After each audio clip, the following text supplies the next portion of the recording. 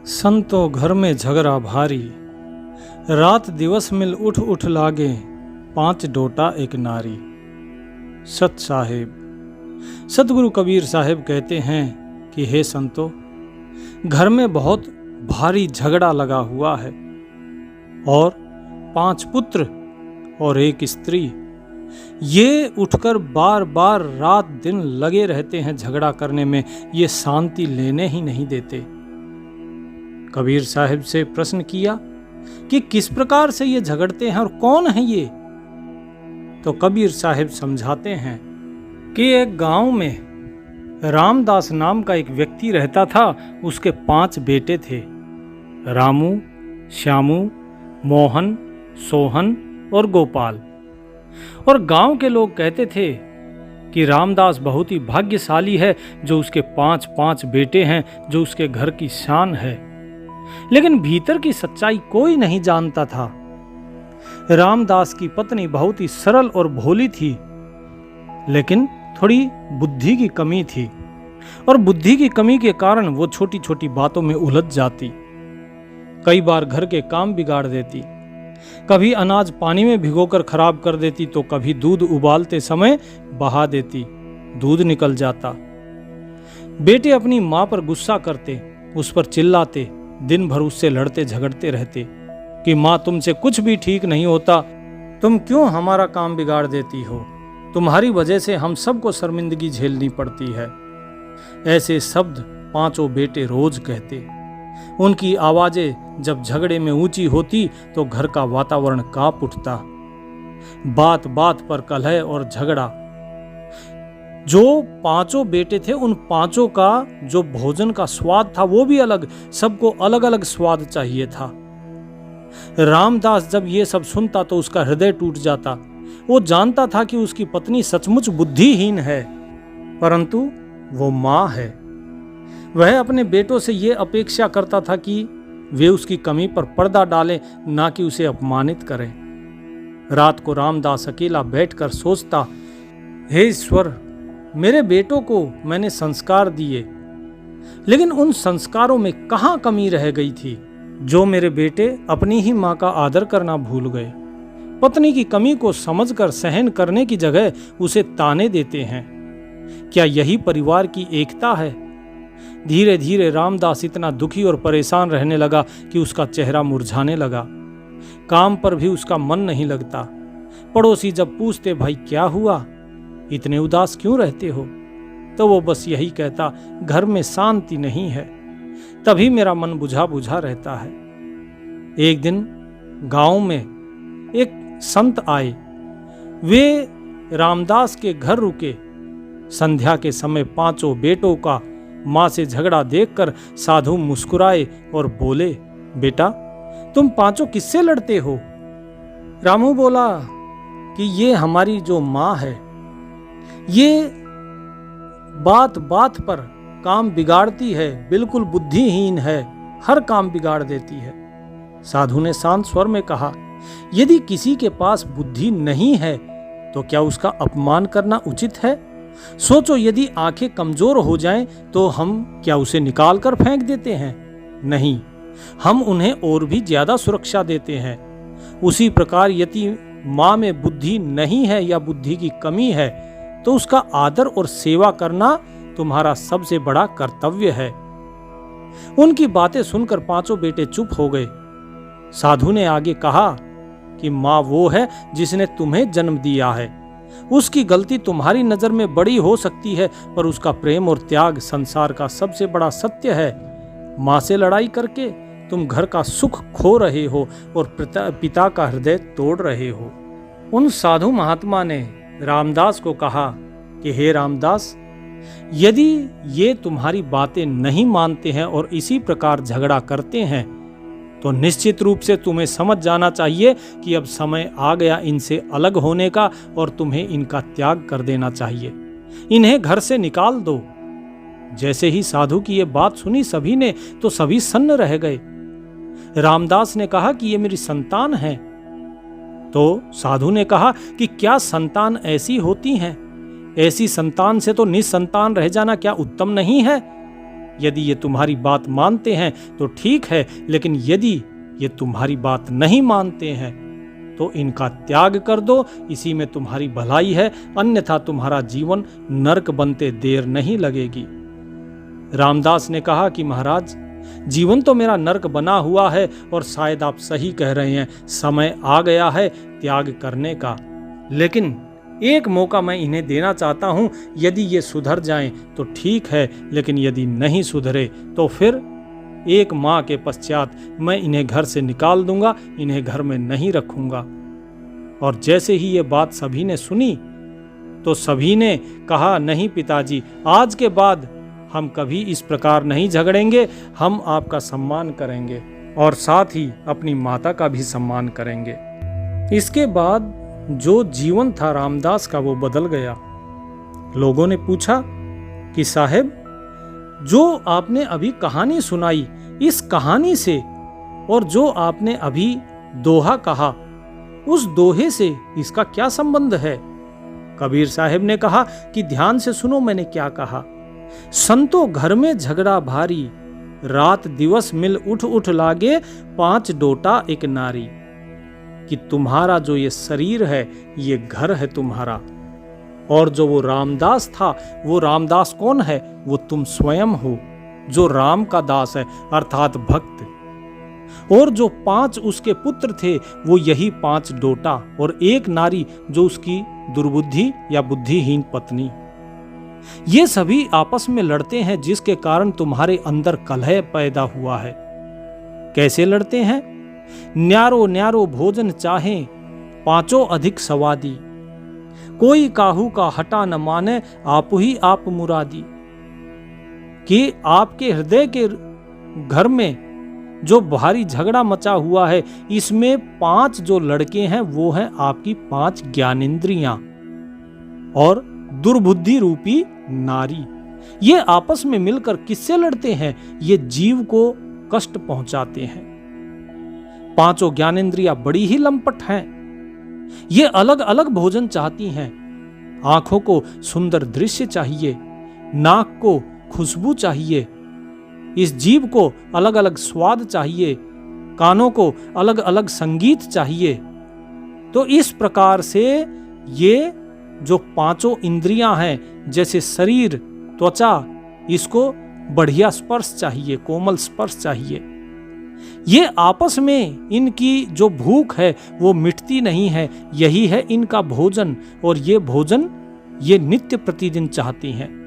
केवल अपनी इच्छाओं की पूर्ति में ही ये सभी इंद्रियां लगी रहती हैं और ये किसी की बात नहीं मानती।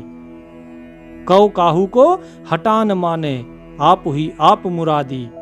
अर्थात ये किसी की बात नहीं मानती हैं, केवल अपनी इच्छाओं में लगी रहती हैं। तो क्या करें? दुर्मति केर दोहागन मेटे, ढोट ही चाप चपेरे, कहें कबीर सोई जन मेरा, जो घर की रार निबेरे।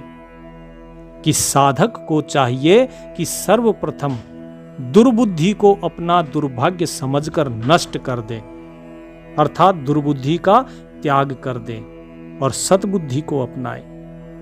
और जो इंद्रिय रूपी बच्चे हैं उनको डांट कर बैठा दे। जिस प्रकार रामदास ने कहा कि यदि ये नहीं मानेंगे तो इनका त्याग कर दिया जाएगा, इन्हें घर से निकाल दिया जाएगा, इसी प्रकार आपको भी इन सभी का त्याग करना होगा, क्योंकि ये दुर्बुद्धि ये आपका दुर्भाग्य है, इसको नष्ट कर दो। जितने इंद्रिय रूपी बच्चे हैं उनको डांट कर बैठाओ, अर्थात उसको वश में कर लो। और जो अपने हृदय रूपी घर के झगड़े को समाप्त कर देता है वही सच्चा सेवक है, वही सच्चा अनुगामिया भक्त है। कहे कबीर सोई जन मेरा, जो घर की रार निबेरे, जो अपने घर का झगड़ा मिटा देता है इंद्रियों का और दुर्बुद्धि का, वही वास्तव में सच्चा भक्त है। तो जो साधु समाज बैठा था उसने पूछा कि हे कबीर साहब जी, बताइए हमें फिर कि ये जितनी भी चीजें हैं जो आपने कही, 5 ज्ञानेंद्रियां और जो ये दुर्बुद्धि है, इन्हें कैसे वश में किया जाए, किस प्रकार से ये काबू में आएंगी? आप ये चीज तो बताते नहीं। कबीर साहब बोले, मैं तो बताता हूं, एक बार नहीं, मैं बार बार बताता हूं, लेकिन लोग मानते ही कहां हैं। अच्छे वृक्ष एक पेड़ है, निरंजन वा की डार, त्रिदेवा शाखा बहे, पात भया संसार। मैंने तो कितनी बार बताया है कि वो परमात्मा ही इस सारे संसार के अंदर विराजमान है और कोई है ही नहीं।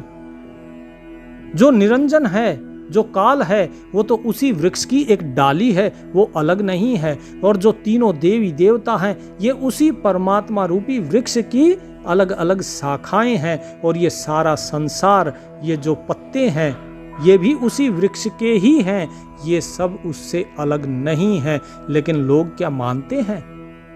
लोग तो एक दूसरे के साथ तुलना करते हैं। लोग तू और मैं के भेद में पड़े हुए हैं। लोगों को कितना ही समझाऊं, लोग तो समझते नहीं है। इनको अगर मैं सच बोलता हूं तो ये उल्टा मुझे ही मारने को दौड़ते हैं, क्योंकि ये जिस चीज में लगे हुए हैं, ये उसी में ही लगे रहना चाहते हैं। ये सत्य देखना ही नहीं चाहते। संतो देखो जग बोराना, साच कहूं तो मारन धावे झूठे जगपतियाना। सतगुरु कबीर साहब कबीर बीजक के शब्द नंबर 4 में बताते हैं कि ये जगत जो है, ये पागल बोराया हुआ है, बावला होकर घूम रहा है। ये यदि मैं इसको सच्चाई बताता हूं कि भाई तुम जो कर रहे हो वो गलत हो, गलत कर रहे हो, जो वास्तव में तुम्हें चीज करनी चाहिए, जिसकी भक्ति करनी चाहिए, वो कोई और है, तुम जिस मूर्ति को पूज रहे हो ये गलत है, तो वो मुझे ही मारने दौड़ते हैं। और यदि उनको झूठ बोला जाता है तो वो उस पर विश्वास कर लेते हैं। तो बताइए मैं क्या करूं? नेमी देखा धर्मी देखा, प्रात करे स्नाना, आत्म मार पसाण ही पूजे, उनमें किछौ न ज्ञाना। अब मैं तो ये भी तो बताता हूं लोगों को कि भाई तुम झूठी बातों पर विश्वास करते हो। धर्म के नाम पर संसार के लोग पागल हो गए हैं। जो धर्मावलंबी हैं वो क्या करेंगे? प्रातः स्नान करते हैं, परंतु जो जीवधारी हैं उनको मारकर और निर्जीव पत्थरों और जो देवी देवताओं की पूजा है उसको करते हैं, बलि देते हैं।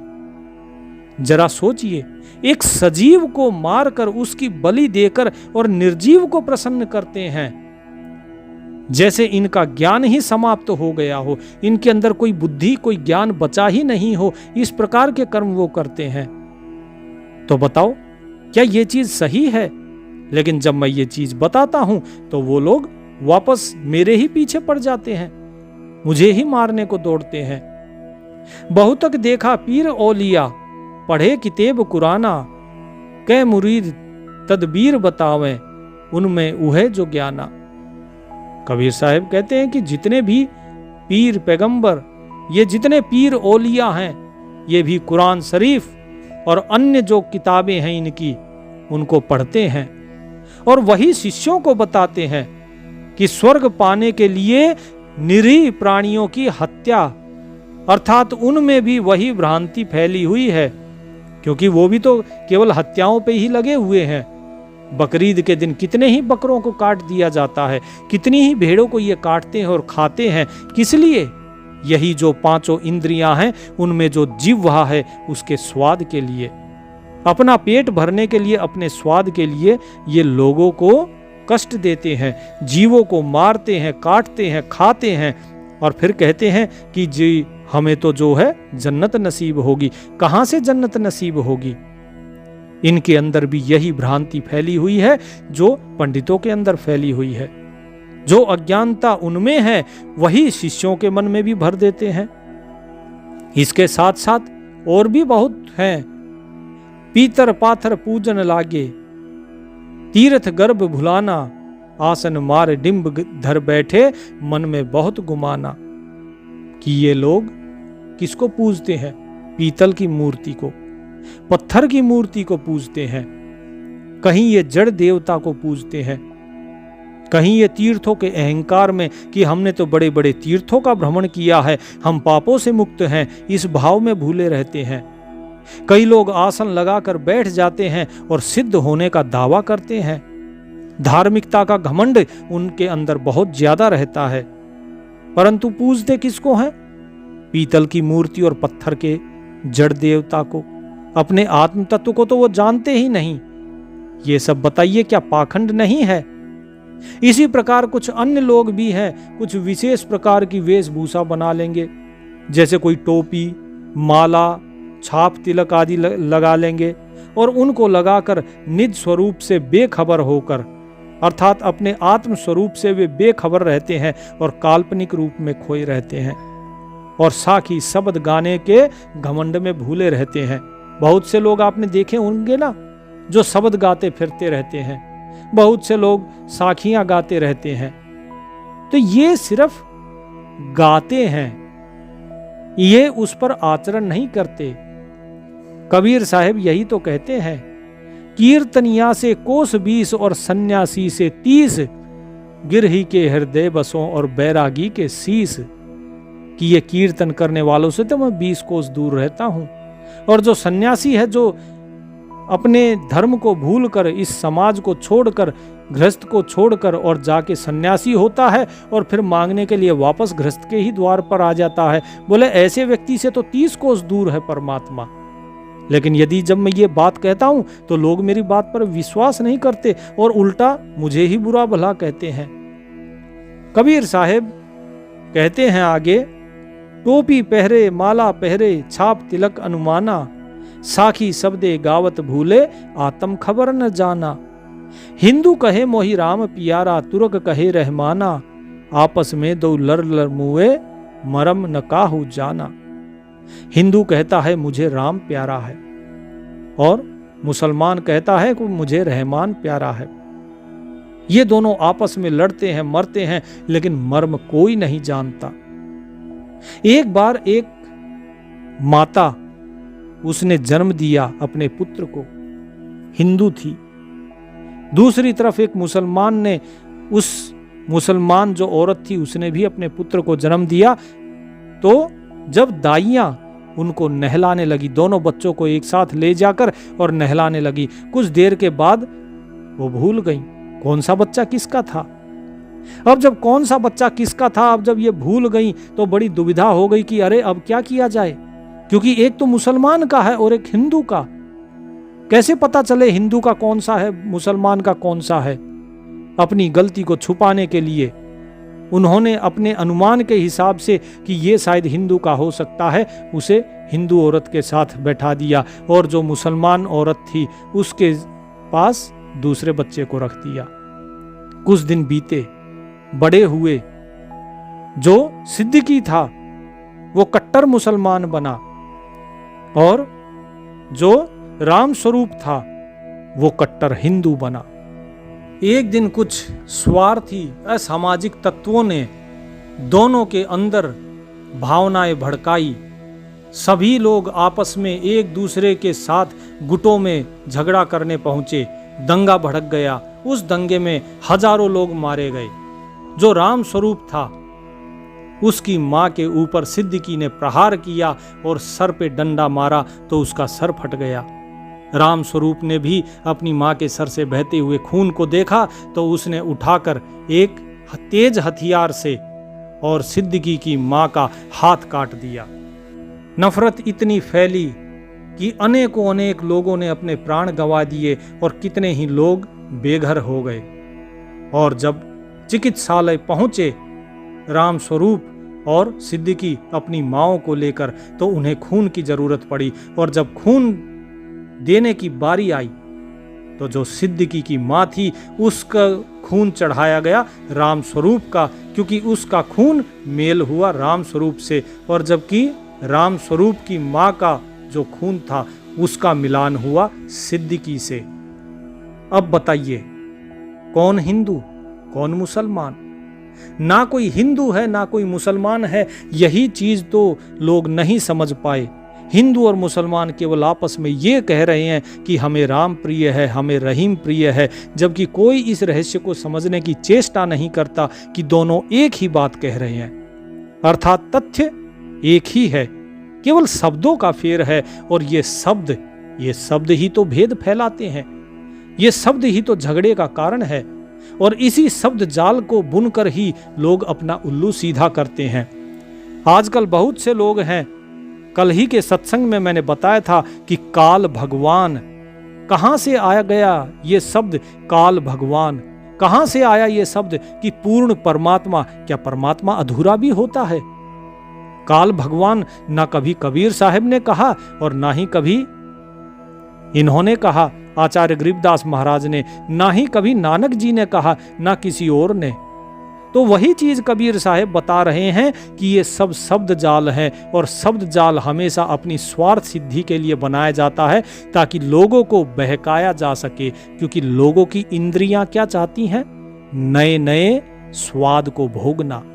तो कान नए शब्द सुनना चाहता है, और जैसे ही नए शब्द का शब्द जाल फैलाया जाता है तो व्यक्ति का मन उस तरफ आकर्षित होता है और वो फंस जाता है शब्द जाल में। जैसे मकड़ी का जाल होता है, उसमें एक बार शिकार फंस जाए फिर उस जाल से निकल नहीं पाता। ठीक इसी प्रकार जो व्यक्ति ऐसे शब्द जाल में फंस गया, वो बिना सतगुरु की कृपा के नहीं निकल सकता है।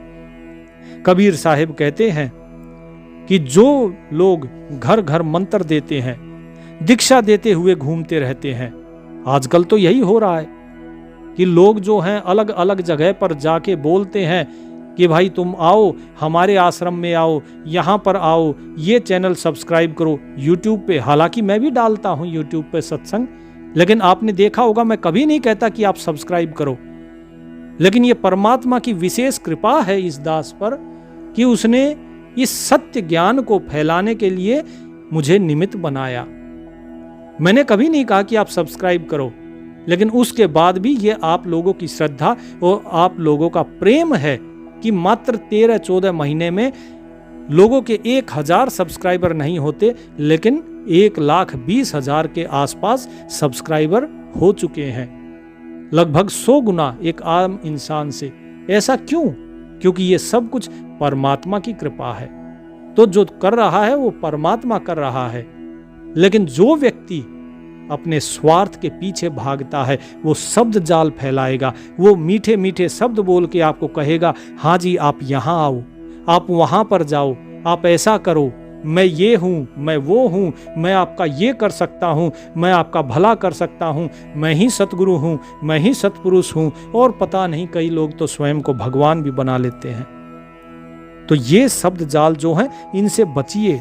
कबीर साहब यही तो कहते हैं कि घर घर मंत्र देत फिरत है, महिमा के अभिमाना, गुरु सहित शिष्य सब बूढ़े अंतकाल पछताना। कि जो घर घर में मंत्र दिया जा रहा है ना, आप लोगों को बहुत से ऐसे लोग मिलते होंगे जो ये कहते हैं, अरे वहां से फलानी जगह से मंत्र लो, फलानी जगह से नाम लो, आपकी ये बीमारी दूर हो जाएगी, वो बीमारी दूर हो जाएगी। ये सब क्या है? यही तो कबीर साहब बताते हैं कि उन्होंने अपने एजेंटों को भेजा हुआ है, घर घर मंत्र देते फिर रहे हैं, क्योंकि इनको अपनी महिमा चाहिए, महिमा के अभिमाना। लेकिन इनका हस्र क्या होता है? इनका हस्र वही बता रहे हैं कबीर साहब कि गुरु सहित शिष्य सब डूबे। गुरु के साथ साथ उनके शिष्य भी डूब जाएंगे, अंतकाल पछताना। और अंत समय में इनके पास पछताना के अलावा और कोई भी उपाय नहीं बचेगा, क्योंकि ये तब तक अपना मनुष्य जन्म हार चुके होंगे और फिर इनके हाथ कुछ नहीं लगता। क्योंकि जो इनका अनमोल धन था, इनकी श्वासों की पूंजी, वो सारी श्वासों की पूंजी तो इन्होंने पाखंड के पीछे चलने में लगा दी। इनको जो शब्द बताए गए, जो शब्द जाल बताए गए, बोले जी गीता में ऐसा लिखा है, रामायण में ऐसा लिखा है, वेदों में ऐसा लिखा है, फलाने धर्म शास्त्र में ये है, कुरान में ये है, बाइबल में ये है। क्या इन चीजों को जानने से किसी की मुक्ति होती है? यदि ऐसा होता तो ये संसार मुक्त हो चुका होता। क्यों नहीं होता? क्यों ये बार बार इसी जन्म मरण के चक्र में फंसे हुए हैं? क्योंकि ये सिर्फ सुनते हैं। इनको केवल सुनाने वाले मिले, लेकिन कोई भी ऐसा नहीं मिला जो इनसे आचरण करवा सके, और इन्होंने स्वयं भी आचरण करना उचित नहीं समझा।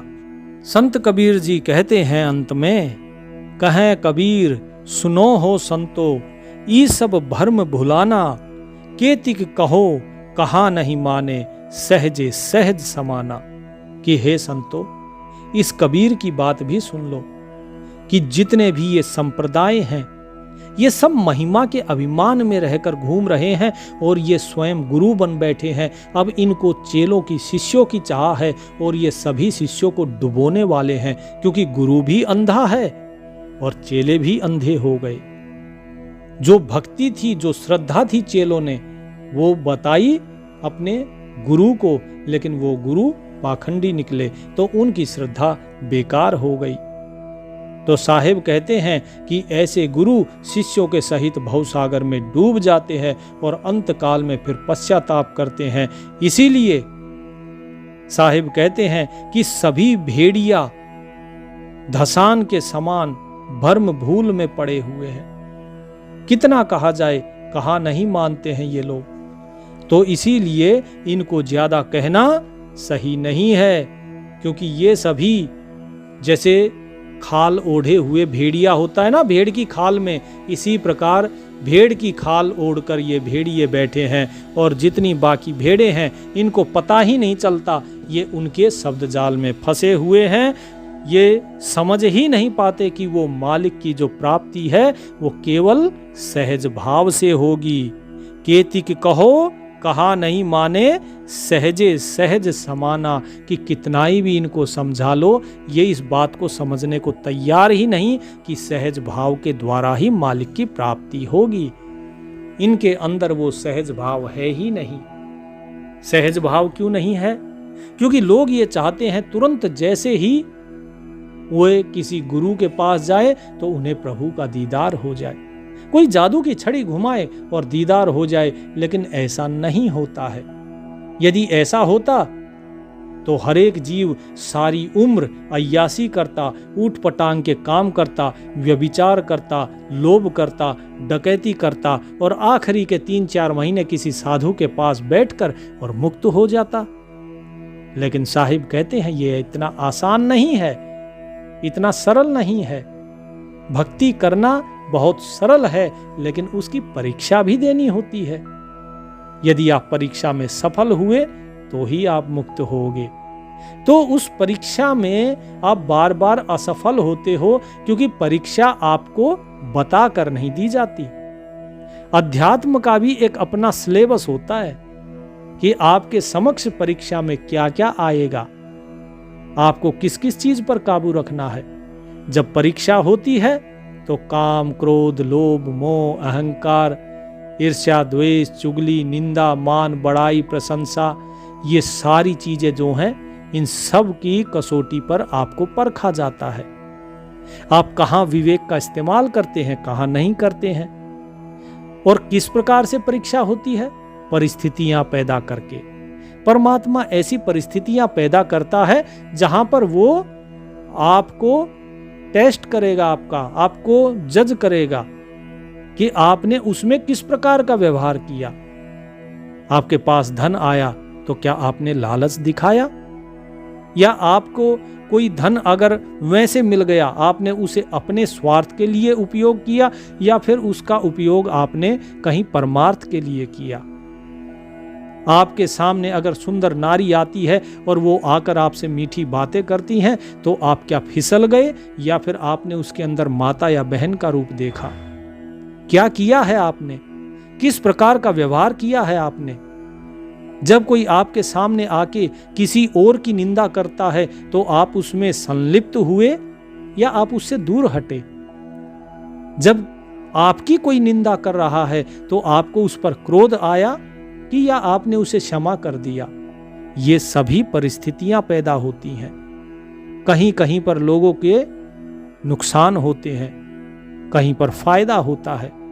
फायदे में आपका लोभ देखा जाता है, नुकसान में यह देखा जाता है कि आपका प्रभु पर कितना विश्वास है, कि आपका नुकसान हुआ फिर भी आप प्रभु को धन्यवाद देते हैं कि नहीं देते हैं, कि देने वाला भी तू ही था, लेने वाला भी तू ही है, तुझे पता है कि मेरे को कब चाहिए और कितना चाहिए, अब तुझे किसी और को देना होगा तो शायद इस कोटे से उठा के तूने दूसरे के कोटे में डाल दिया होगा, जब मुझे चाहिए होगा तब तू दे देगा, मुझे विश्वास है। तो ये सारी चीजें आप स्वयं देखिए कि क्या ऐसी परिस्थितियां आपके साथ आ रही हैं।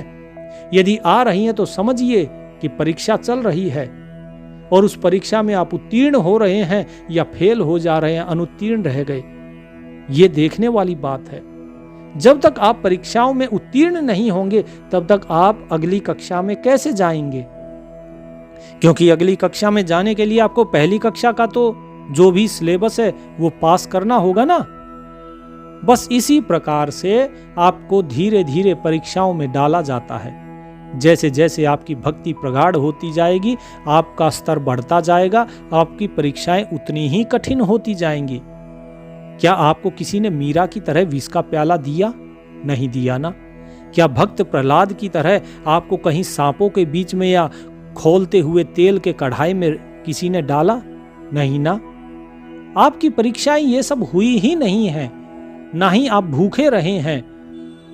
आपको अभी परीक्षाएं ली ही नहीं गई हैं, केवल छोटी छोटी जो परीक्षाएं हैं आप उन्हीं में ही उत्तीर्ण हो गए। किसी ने आपको कुछ कह दिया, आप उस चीज को लेकर बैठ गए, तो आप वहीं पर ही फेल हो जाते हो। एक बार की बात है जब कबीर साहिब बताते हैं कि दो भाई थे और वे दोनों भाई आपस में बड़ा ही प्रेम करते थे। एक बार की बात है, दोनों भाइयों की किसी छोटी सी बात पर आपस में कहा सुनी हो गई। बात बढ़ गई और छोटे भाई के मुंह से बड़े भाई के लिए कुछ कटु शब्द निकल गए।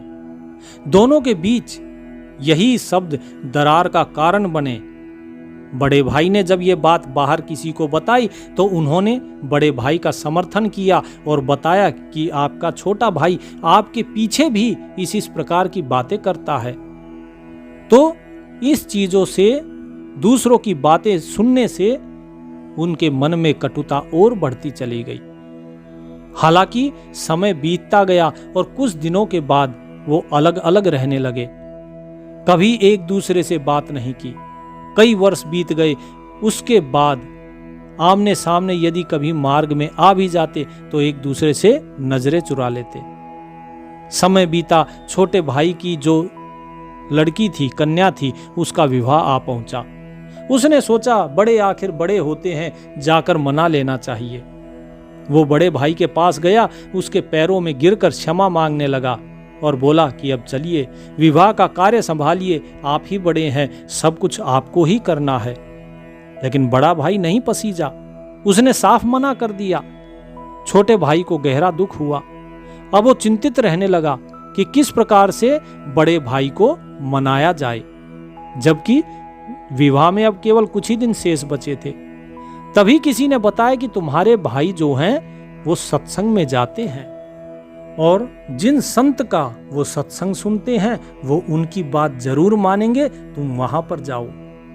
छोटा भाई तुरंत उन संत जी के पास पहुंचा। उसने सारी बात बताई, अपनी गलती स्वीकार की और प्रार्थना की कि हे गुरुदेव, किसी भी प्रकार से मेरे भाई को विवाह में आने के लिए तैयार कर दीजिए। मैं चाहता हूं जो बड़े भाई का सम्मान होना चाहिए वो सम्मान उन्हें मिले। दूसरे दिन जब बड़ा भाई सत्संग में पहुंचा तो संत जी ने पूछा, सुना है तुम्हारे छोटे भाई की बेटी का विवाह है, तुम क्या काम देख रहे हो? तो बड़े भाई ने बोला कि मैं विवाह में सम्मिलित नहीं हो रहा। कुछ वर्ष पहले छोटे भाई ने मुझे ऐसे कटु वचन कहे थे कि आज मेरे हृदय में वे कांटे की तरह चुभ रहे हैं। तो उन संत जी ने शांत स्वर में कहा कि सत्संग समाप्त होने पर मुझसे मिलना। सत्संग के बाद जब बड़ा भाई संत जी के पास पहुंचा तो संत जी ने कहा, पिछले रविवार को मैंने प्रवचन में क्या विषय बताया था? तो बड़ा भाई चुप रहा। बहुत प्रयास करने के बाद भी उसे याद नहीं आ रहा था। तो संत ने समझाया कि देखो, मेरी कही हुई अच्छी बातें तुम्हें 7 दिन के बाद भी याद नहीं रही और छोटे भाई के कटु वचन जो वर्षों पहले कहे गए थे आज भी तुम्हें याद है। जब अच्छी बातें स्मरण नहीं रख सकते हो तो उन्हें जीवन में कैसे उतारोगे? और जब जीवन ही नहीं तो सुधरा तो सत्संग में आने का क्या लाभ है? कल से यहां पर मत आना। संत जी के इन वचनों ने बड़े भाई की आंखें खोल दी। उसने आत्मचिंतन किया और समझ गया कि वास्तविक बड़प्पन कटुता को भूलने में है। उसने संत जी के चरणों में सिर झुकाया और कहा, गुरुदेव, आज मैंने सत्य को जान लिया। अब मैं तुरंत छोटे भाई के पास जाता हूं और जो भी मेरा दायित्व है उसे मैं निभाता हूं। तो अच्छी बातें हमेशा हृदय में बसानी चाहिए और बुरी स्मृतियों को भूल जाना चाहिए। यही श्रेष्ठ है। क्षमा और मिलन से ही जीवन का वास्तविक सुख मिलता है। इस चीज को समझिए। लेकिन इस प्रकार की परीक्षाएं बार बार आपसे ली जाती हैं। अब आप देखिए, जो एक छोटा सा वृत्तांत बताया आपको, ऐसा आपके साथ भी हर एक भक्त के साथ होता है, हर एक के साथ, 100% के साथ। अब आप सोचिए कि ऐसी स्थिति में आप क्या करते हैं। आप भी वही करते हैं जो बड़े भाई ने किया, या आप उन्हें क्षमा कर देते हैं? यहीं से पहचान होती है कि भक्त अगले पड़ाव पर पहुंचा कि नहीं पहुंचा। यदि आपके दिमाग में वही पुरानी बातें घूम रही हैं तो समझ लीजिए कि आप अभी भी वहीं पर ही घूम रहे हैं, आप आगे बढ़े ही नहीं हैं। और जब आगे बढ़े ही नहीं हैं तो मंजिल कैसे मिलेगी? आप तो एक ही रास्ते पर अटक गए। तो इसीलिए यदि आगे बढ़ना है तो मंजिल को प्राप्त करने के लिए आपको आगे चलना पड़ेगा, पुरानी बातों को भूलना पड़ेगा। जो आपकी परीक्षा ली जा रही है उसमें उत्तीर्ण होकर दिखाना होगा, तभी अगली कक्षा में जा पाएंगे, अन्यथा नहीं। तो कबीर साहिब जी का जो आज का उपदेश था, उम्मीद करता हूँ ये सभी को समझ आया होगा। मिलते हैं अगले सत्संग में। तब तक प्रभु का नाम सुमरन कीजिए। परमात्मा सभी पर कृपा बनाए रखे। सत साहिब।